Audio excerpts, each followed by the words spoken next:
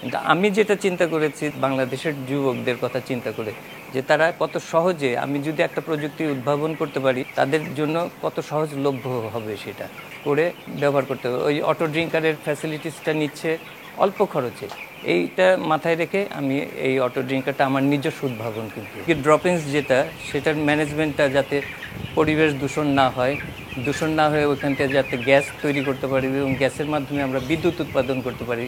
আমার ইচ্ছা যে এরকম ইঞ্জিন যদি আমরা গ্রামে গ্রামে খামারগুলোতে দিতে পারি, তো সেই খামারগুলো তাদের নিজস্ব বিদ্যুৎ নিজেরা উৎপাদন করতে পারবে এবং একটা খামারকে ভিত্তি করে একটা গ্রাম আলোকিত হয়ে উঠতে পারে। সৌজন্যে সিনজেন্টা বাংলাদেশ।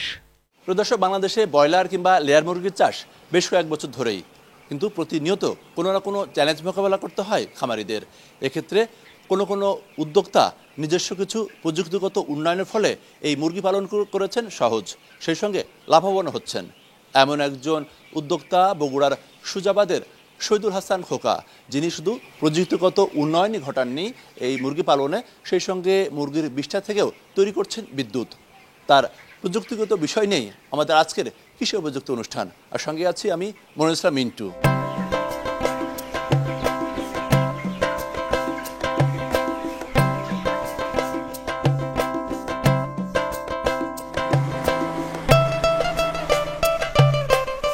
মোহাম্মদ শহীদুল হাসান খোকা, প্রযুক্তিগত জায়গায় আপনার নিজস্ব কিছু চিন্তাভাবনা পরিবর্তন এনেছেন, সেই পরিবর্তনটা কি? খামার শুরু করি 1989 সাল থেকে, তার মানে প্রায় 33-34 বছর। এর মধ্যে আমরা অনেক সমস্যা দেখেছি, অনেক সমস্যা অতিক্রম করে এবং সেগুলোর সমাধান খোঁজার মাধ্যমে আজকের এই পর্যায়ে আসছি আমরা।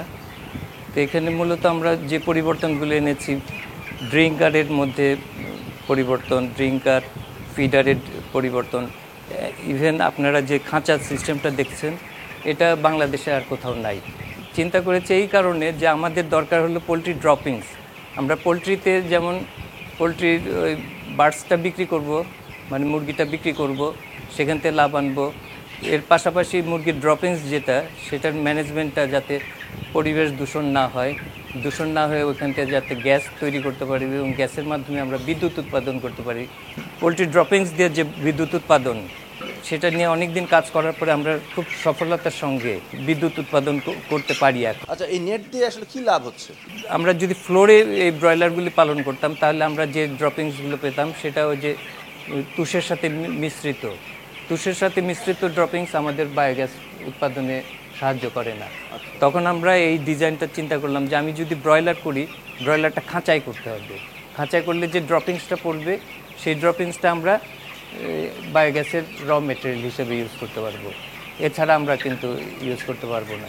সেই জন্য এই খাঁচাটা আমি ট্রায়াল বেসিসে করি এবং খুব সাকসেসফুলি দেখি যে এখানে মুরগির হেলথ ভালো থাকে। প্রত্যেক দিন ড্রপিংসগুলো ইউজ করার কারণে শেডটা পরিষ্কার থাকে, এখানে কোনো অ্যামোনিয়া গ্যাস বা এই ধরনের দূষণ গ্যাস হয় না, যার জন্য মুরগির ওজন ভালো আসে, রোগবালাই কম হয়, মৃত্যুর হার কম হয় এবং আমার বায়োগ্যাস উৎপাদন হয়।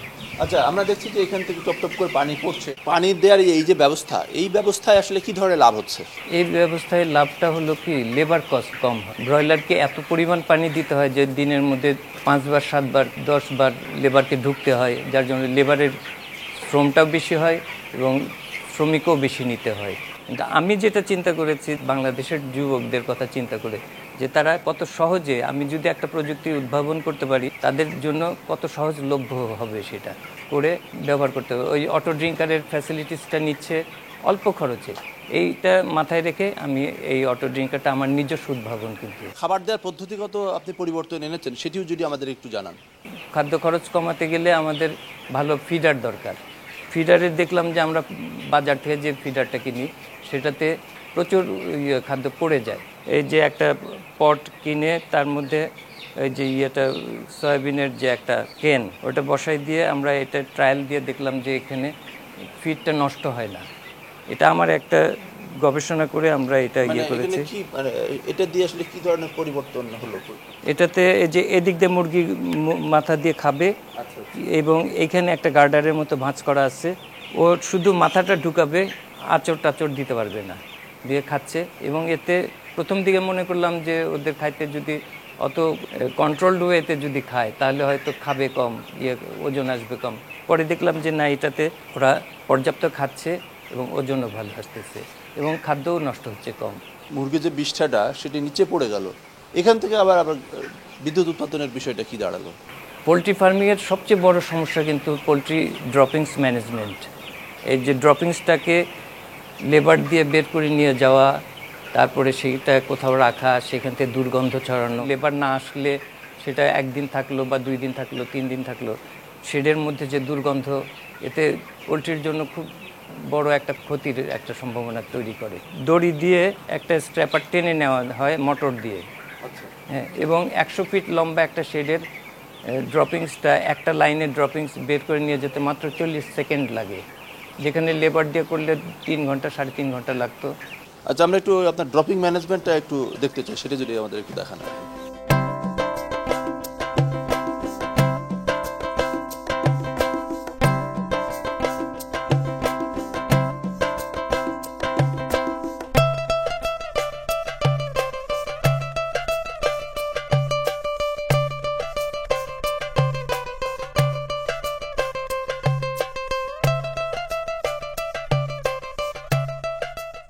এক হর্স মোটর দিয়ে এটা ঘুরবে, এইটা একটা দড়ি দিয়ে এটা পুলিটা ঘুরলে পারে এটা স্ক্র্যাপারটাকে টেনে নিয়ে আসবে। খুব সহজ প্রযুক্তি, মাত্র 40 সেকেন্ডের মধ্যে চলে আসে।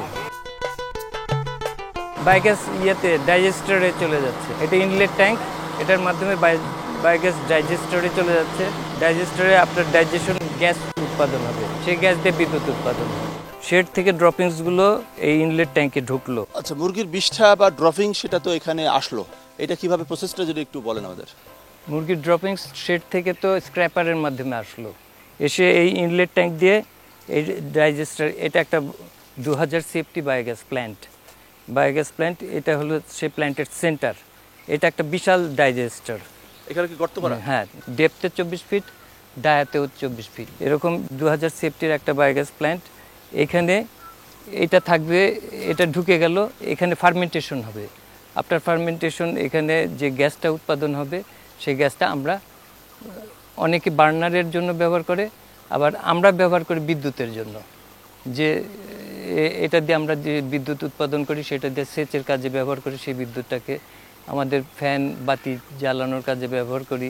এই আউটলেট দিয়ে বের হয়ে এসে এটাকে বলা হয় হাইড্রোলিক চেম্বার। এই হাইড্রোলিক চেম্বার মানে এটার কাজ হলো গ্যাসটা বের হওয়ার ব্যাপারে প্রেশার ক্রিয়েট করা, প্লাস সারপ্লাস স্লারিগুলোকে বের করে দেওয়া। এটা একটা মেজারমেন্ট থাকে, সে মাপের অতিরিক্ত হলে পারে ওদিক দিয়ে স্লারিগুলো এই পিটে, এটা আমরা জমিটা ইউজ করি পিট হিসাবে, এই পিটে চলে যায়।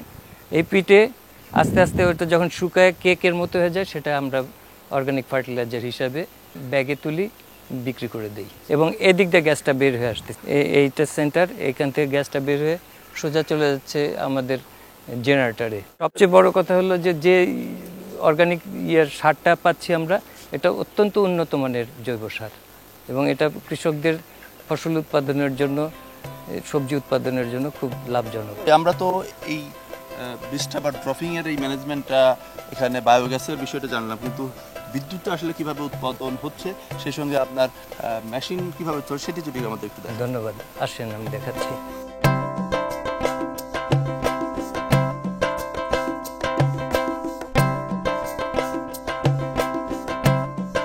এটা হলো বায়োগ্যাস চালিত ইঞ্জিন, টয়োটা গাড়ির ইঞ্জিন, সেটাকে আমরা বায়োগ্যাসে কনভার্ট করি। টয়োটা গাড়ির ইঞ্জিন কি নতুন ছিল না পুরাতন? এটা একটা রিকন্ডিশন একটা ইঞ্জিন ছিল, তো সেটাকে আমরা কনভার্ট করি সাকসেসফুলি 100% বায়োগ্যাস দিয়ে।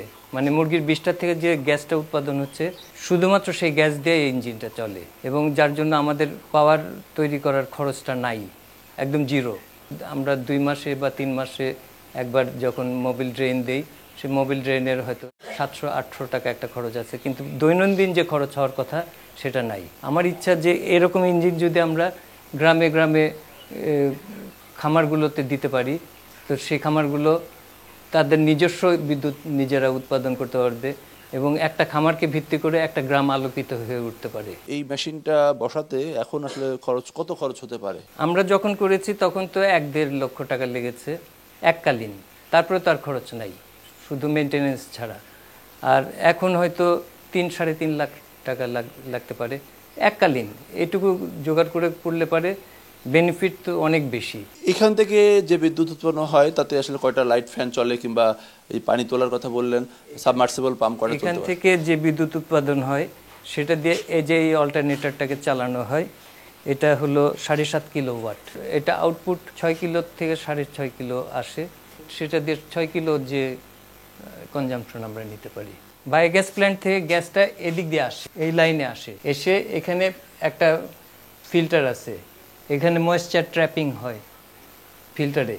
এখানে ময়েশ্চার ট্র্যাপিংয়ের পরে এখান থেকে ফেরত আসে, এসে এই ফিল্টারে আসে, হাইড্রোজেন সালফাইড, তারপর ময়েশ্চার ট্র্যাপিং হয়, তারপরে এটা ইঞ্জিনের জন্য হয়, যার জন্য ইঞ্জিনের কম্প্রেশনটা সহজে দুর্বল হয় না। আর এই ফিল্টারগুলো আমরা নিজেরাই ডিজাইন করেছি আর কি, এটা বাজারে পাওয়া যাবে না।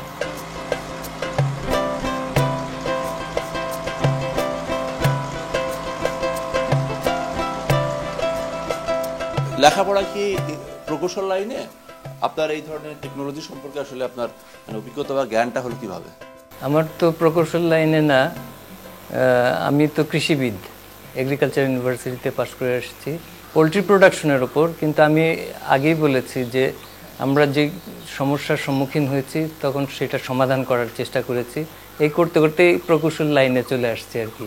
আচ্ছা, তো এটা কিভাবে কি করে করলেন? এক সময় যে বিদ্যুতের খুব সমস্যা হচ্ছিল, আমরা ফার্ম করতে পারতেছিলাম না, তখন ভাবলাম যে আর এদিকে পরিবেশ দূষণ হয়, পোলট্রি ফার্মের ড্রপিংসগুলো যেখানে সেখানে ফেললে দুর্গন্ধ দূষণ হয়।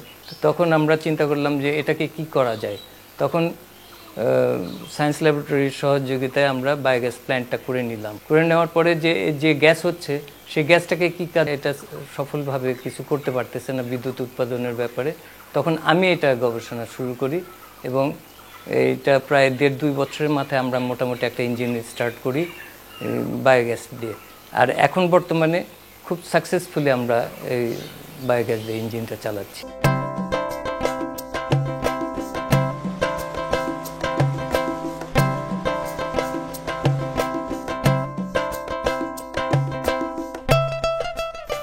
এই শেডে আছে ডে ওল্ড চিক্স, মানে আমরা একদিনের বাচ্চা কিনি, সেটাকে 10 দিন পর্যন্ত ব্রুডিং করি। ব্রুডিং করার পরে আস্তে করে খাঁচায় ছেড়ে দিই পালনের জন্য। একদিনের বাচ্চা কিনে তারপর 10 দিন ব্রুডিং করি টেম্পারেচারে, একটা নির্দিষ্ট টেম্পারেচার, তারপরে সেটাকে আমরা খাঁচায় ছড়াই দিই। ছড়াই দেওয়ার পরে ওখানে 24 দিন থেকে আমরা মার্কেটিং শুরু করি।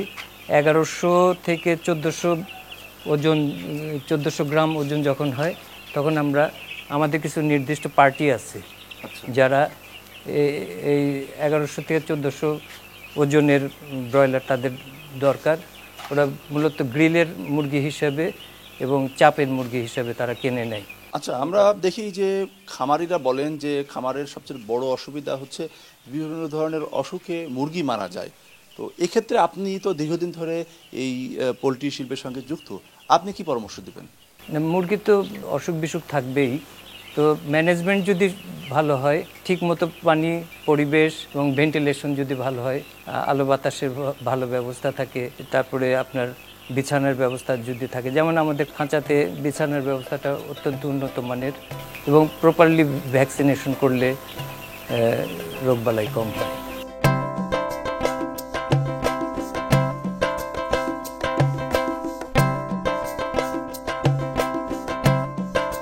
শহীদ ইসলাম খোকা ভাই, এখন আপনার এই যে শেডে, কয়টি শেডে কতগুলো মুরগি আছে এবং আপনার ভবিষ্যৎ পরিকল্পনা কি?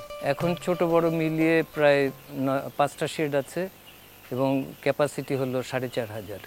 তবে আমাদের টার্গেট হলো 10,000 ব্রয়লার করব এবং লোকাল মার্কেটের জন্য। আচ্ছা, এর পাশাপাশি আর কি কি পরিকল্পনা আছে আপনার এই প্রজেক্টকে ঘিরে?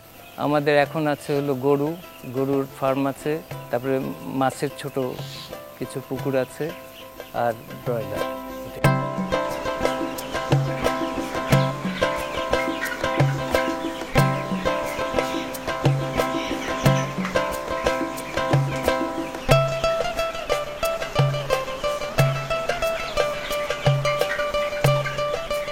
তো একজন জাতীয় পর্যায়ের সঙ্গীত শিল্পী, তো এই পোলট্রি শিল্পের সঙ্গে যুক্ত হওয়া এবং এতদিন কন্টিনিউ করা, এটা আসলে কীভাবে সম্ভব হলো? গান গাবো বলেই খামার করতে চাইছি, শুরু করেছি। পরে খামারের অনেক চাপ, অনেক সমস্যা সম্মুখীন হই মাঝে মধ্যেই। তাতে গান থেকে বরং আমি দূরেই সরে গিয়েছি। মূল ইচ্ছা ছিল গানের সঙ্গে থাকবো বলেই ফার্ম করব। কিন্তু আসলে কাজের চাপের কারণে গান থেকে কিছুটা দূরে চলে গেছে। তো আমরা একটু দর্শকদের এক কলি হলেও কোনো একটা গান যদি আপনি শোনান। এই মুহূর্তে তো গলার অবস্থা খুব ভালো নাই, অনেকক্ষণ ধরে আপনাদের সঙ্গে আছি, গলা বসেও গিয়েছে। তারপর আমি একটু শোনাচ্ছি। কবে আমি বাহির হলে তোমারি গান গে, সে তো আজকে নয়, সে আজকে নয়। ভুলে গেছি কবে থেকে আসছি তোমায় চেয়ে, সে তো আজকে নয়, সে আজকে নয়। ধন্যবাদ।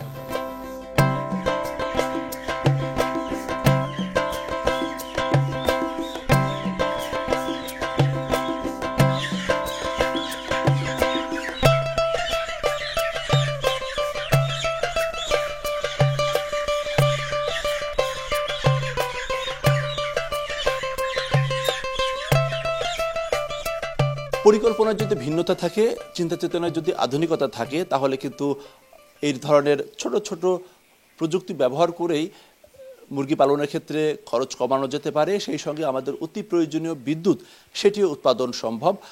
এবং বাংলাদেশে প্রায় 60,000 যে খামার রয়েছে, সেই 60,000 খামারেই যদি পরিকল্পনা নেওয়া যায়, তাহলে কিন্তু এরকম বিদ্যুৎ উৎপাদন করা যায়, খরচ কমানো যায়।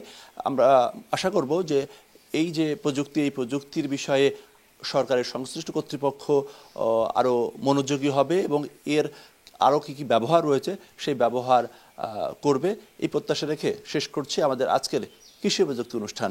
আগামী সপ্তাহে দেখা হবে ঠিক একই সময়ে। সবাই ভালো থাকুন, সুস্থ থাকুন, আর এটি নিউজের সঙ্গে থাকুন। সৌজন্যে সিনজেন্টা বাংলাদেশ।